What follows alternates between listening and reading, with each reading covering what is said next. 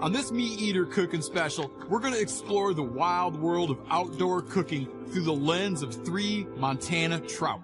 It's a journey that'll carry you from the savage to the refined. Pull up a chair, but be careful not to burn your fingers. Yep. I'm Steven Ranella. To me, hunting isn't only about the pursuit of an animal. It's about who we are and what we're made of.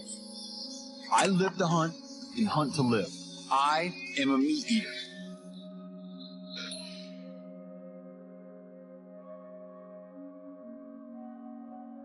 You know, I spend more days out of the year hunting than I do fishing. But I always think back to when I was a little kid, you know, people would ask you what you like to do. And we'd say hunting and fishing like it was one word, you know what I mean? It was just like they were combined. To me, it's kind of like just 2 ways that you go out in the woods and collect food. Right now it's July. A river like this is perfect right now. It just looks like a trouty place. So you got browns in here, rainbows in here, cuts in here. I'm looking to get enough trout to demonstrate 3 different perspectives on wild game cooking in the wild outdoors. First is caveman style, just meat and heat. Second is a more user-friendly and fail-safe approach with foil and oil. Finally, we're going fine dining in the outdoors using everything but the wedding china to make trout au bleu, or blue trout.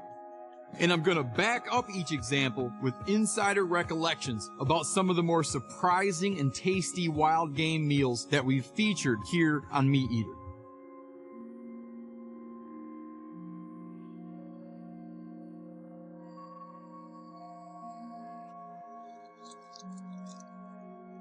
That right there is the perfect size rainbow trout for the table.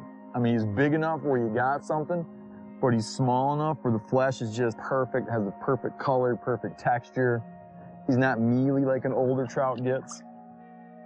What I'm gonna do, because I'm gonna fish a little bit more, is put it on a string. And rather than running my string up through the gill cover, I'm just gonna poke a little hole right there. This way I can keep him down in that cold river water, because this water is still pretty cold. The most basic recipe, really, is no recipe at all. Not even cooking. You just eat this fish now. I've eaten raw trout, I've eaten raw salmon, I've eaten all manner of raw things. The thing you run into eating raw stuff is your eyes courting this, disaster. Take this situation right here. A spring black bear hunt in the Alaska range with guest Rourke Denver. Looks delicious, or at least it did to me and Rourke at the time. But you'll notice that bear meat is dangerously undercooked. You get something that looks really rare, halt. But in a moment of utmost stupidity, I went ahead and popped a few pieces. A month later, I had full-blown trichinosis. Yes, that means worms and lots of them. It's no wonder we humans invented cooking. Does that mean I'm not gonna play it safe all the time? No, like I would still do ceviche with this trout. I'll still eat raw king salmon. I think of that Aldo Leopold quote where he says, "It must be a poor life that achieves freedom from fear."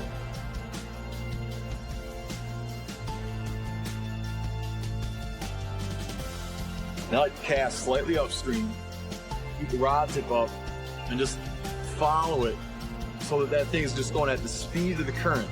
Not tapping bottom, it's going along mid-water column.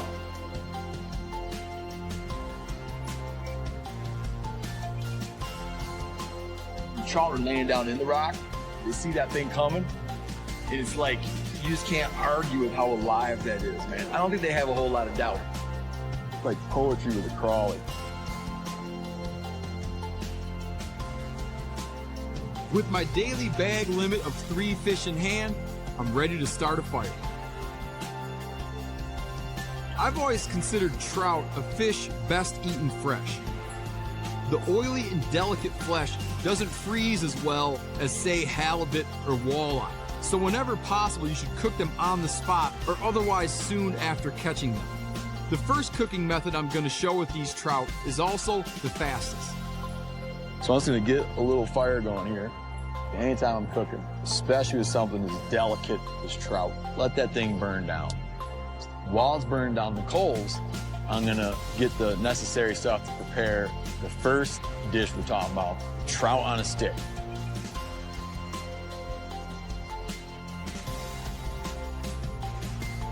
When I'm doing skewers for any kind of fire cooking, my preferred wood is willow. You want to make sure to get nice green willow because it's not going to burn. Another thing I'm going to need is some little mini skewers.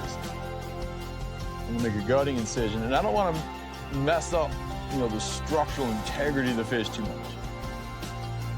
Pull out the guts.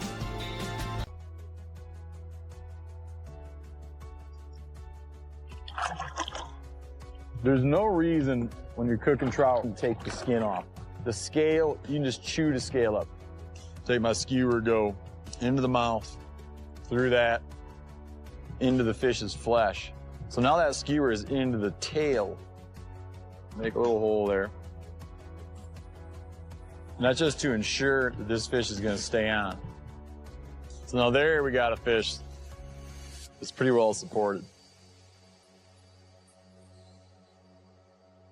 I don't want flame touching this thing. What's gonna happen if you give it too much heat, the fish is gonna curl real bad. You want it to be at a height where it's excruciatingly painful to hold your hand there for a 4 Mississippi count. Yep, that's 3. When I think about like this kind of cooking, it's meat and heat, man. You got fish from the river, willow from the riverbank, and that's it. When I look back kind of on my hunting life, like all these meals spring to mind that were just like this, so primitive and minimalist and raw.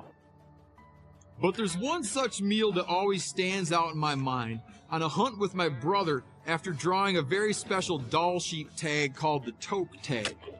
I had consulted with some guides who had worked that country in the past. One of them passed along a rather unusual recipe idea that takes into account the minimalist approach to gear that is required of backpack sheep hunting, and also the massive calorie deficit that any hard-working mountain hunter is going to encounter. What I want to do is lay a couple willows across it. Those would be like rafters that are going to hold my rib rack roof on top of the house here. His idea, meat bliss.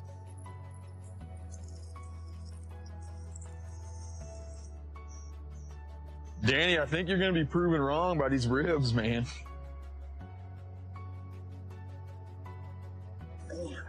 You like it? Not like fall off bone tender, but it's edible. Yeah, it's pretty good. Listen, I'm not sitting here pretending that these ribs are tender.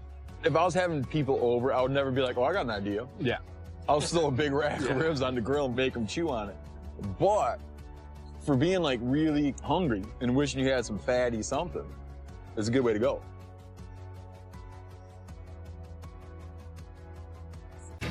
Now, Dall sheep ribs over a fire make for some hearty chewing, but trout is the opposite. You simply cannot make it tough as long as you don't overcook it. There's a couple things you can look for to tell doneness on the fish. The fins start to get crisp, the skin starts to bubble a little bit, and it starts to seem like all of a sudden that fish is gonna crumble into the fire and be destroyed. Pull the skewers.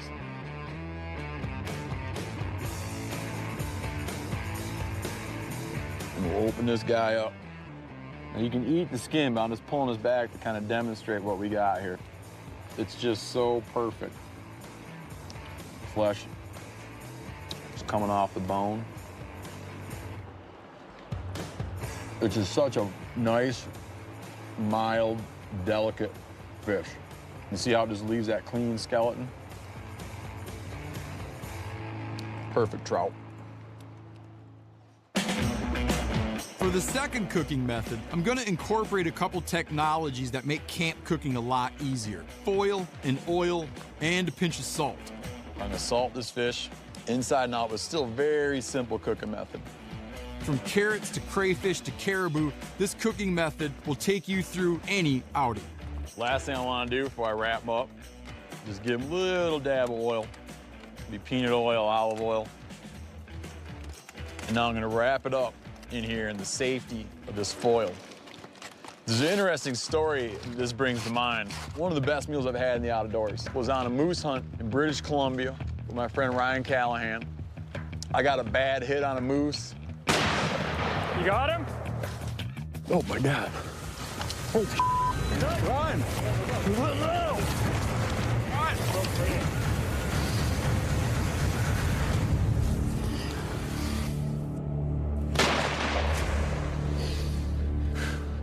Next day, I was feeling like very lucky to be healthy and alive. We fried moose steaks in a pan, but the real great thing about that meal was we got what I like to think of as nature's butter, man, where we took a marrow bone off that moose and buried it in the coals and just let it sit in there while we were frying those steaks. Got it? Holding.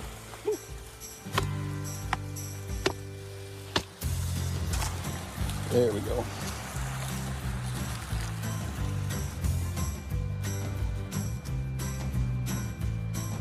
So that's a moose steak with a marrow sauce. Try that. Dang. Oh my God, that's good, man. Just marrow on meat, you know? It felt like such an old, ancient method.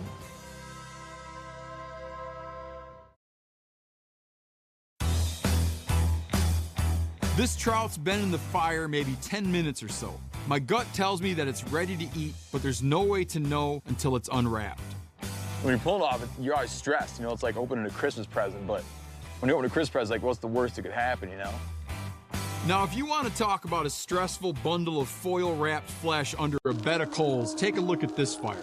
That's from a trip where my buddy Ryan Callahan and I took out a couple first-time hunters from Los Angeles. I wanted to impress them with a recipe idea for a buried and roasted mule deer head that I stole from a favorite mountain man book of mine, The Big Sky by A.B. Guthrie. The one problem was that I had never actually tried it before. So you're gonna bury it in there? Where our beloved campfires? Well, your campfire is gonna, it won't cease to exist. It's just gonna be like... Underneath it? It's crazy. This is mad.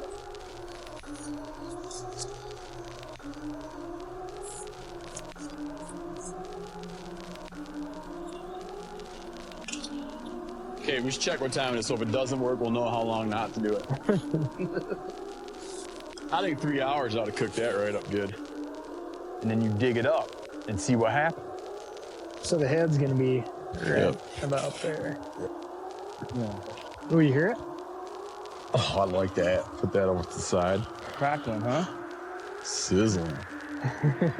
There you go. Look at that. Fine dining.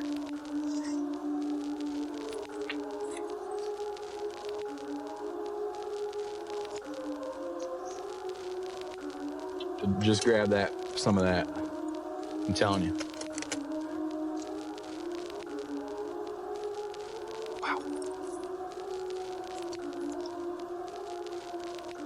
Wow. Deer jowls. That's delicious. Oh, that's like smoked pork. Yeah, it tastes a lot like pulled pork. That's awesome. You know, I honestly wasn't behind you on this one. But this was really good. There's no way you could ever cook that head to get the meat off in such a nice way. We all just sat around just blown away, you know, this amazing kind of startling meal.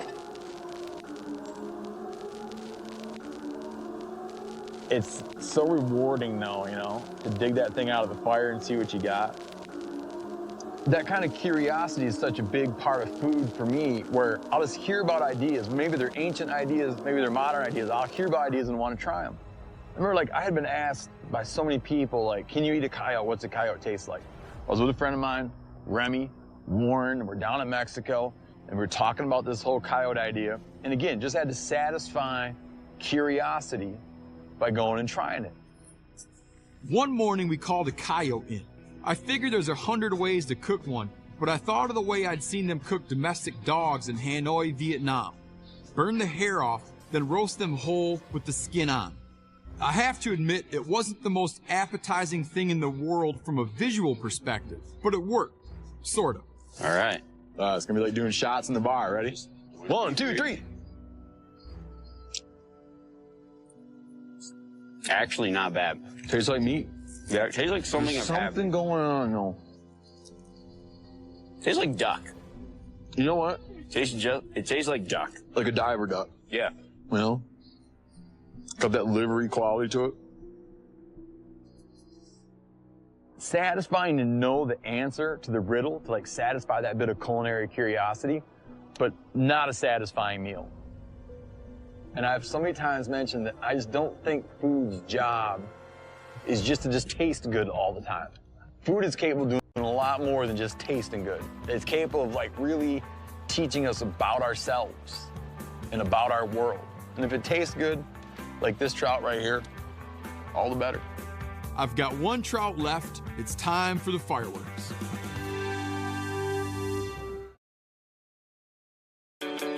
For my last trout, I'm moving into the world of chemistry and technique with blue trout.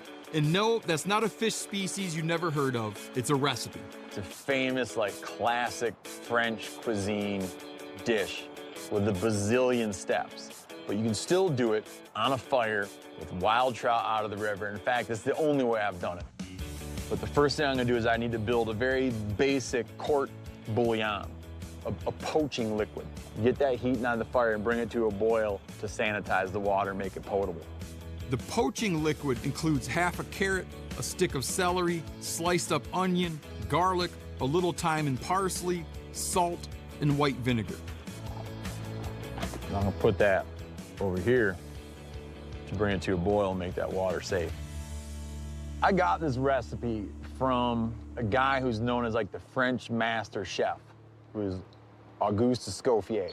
And the guy was cooking stuff like spit from swallows, the birds, like swallow spit to thicken consommes. He was cooking street pigeons, stingrays. What I fell in love with about Escoffier, and one thing I like about wild game cooking, is that you can take these things that most people don't even have any familiarity with or have no idea you can eat it or how you go about eating it and turn it into these awesome meals, man. One contemporary chef who's made an art out of turning non-desirable fish and game species into culinary masterpieces is Hank Shaw, a fellow who once joined me on a hunt for black-tailed deer and wild hogs in Northern California. During that hunt, Hank picked up a jackrabbit and he starts telling me about a dish that he's perfected called Sardinian hare stew. I was skeptical. I'd eaten all manner of jackrabbits, but I regarded it as a getting by food rather than something you'd brag up and share with others. It was protein, and that's about it. But once Hank started cooking, I grew intrigued. So what I got so far is I broke them up into serving pieces. I've cooked it in some olive oil with a couple of onions. And That's it so far? That's it so far. I'm going to throw in some garlic and capers. It's a water-based stew. You don't add chicken stock or any broth. And you see how there's already a sauce on this? I mean, it's already nice and brown. After the last touches of saffron, some wild California bay leaves, and a chili or two, you leave it to simmer. You have to braise them, or you have to stew them. You can't chicken fry a hare. After an hour and a quarter, the meat will be falling off the bone. Hank finishes it off with some red wine vinegar made with grapes from his own backyard. So really, it's like a soup almost. Like it's thin. Mm-hmm. The broth is kind of the star. Yeah, for sure. That's ridiculous, man. Super simple. You know, all it asks of you is time. That's one of the better things I've had in a long time, actually. I'm not just saying that either. I mean, in all the eating I've done, restaurants, places all around the world, man, Hank Shaw's Sardinian stew is one of the finest tasting meals I've had. And it was with this critter that people don't even think you can eat, and they turn their nose up at it and run them over with their car, man. Our poaching broth is ready to rock. It's come to a boil, it's safe, we got it seasoned. Now you're gonna see why we call this blue trout. And the first step is to take simple white vinegar, and we're gonna put it in a container like this. What the blueness requires, besides vinegar, is a very fresh, lively trout. You don't want to handle the trout too much when you're making blue trout. The acids will start to give the trout a nice blue color. You can see it right now starting to happen around the fins, where the fins are beginning to blue. The trout gets a good soaking in vinegar, and after a few minutes, it's time to gut it. What I'm gonna do real quick is open it up a bit, gut them. I'm gonna take our vinegared trout, get rid of that vinegar, grab the poaching broth, gonna poach the trout you're striving for something that's just very delicate and refined and subtle. You don't want to boil this thing. It only takes about 8 minutes before this thing is poached to perfection.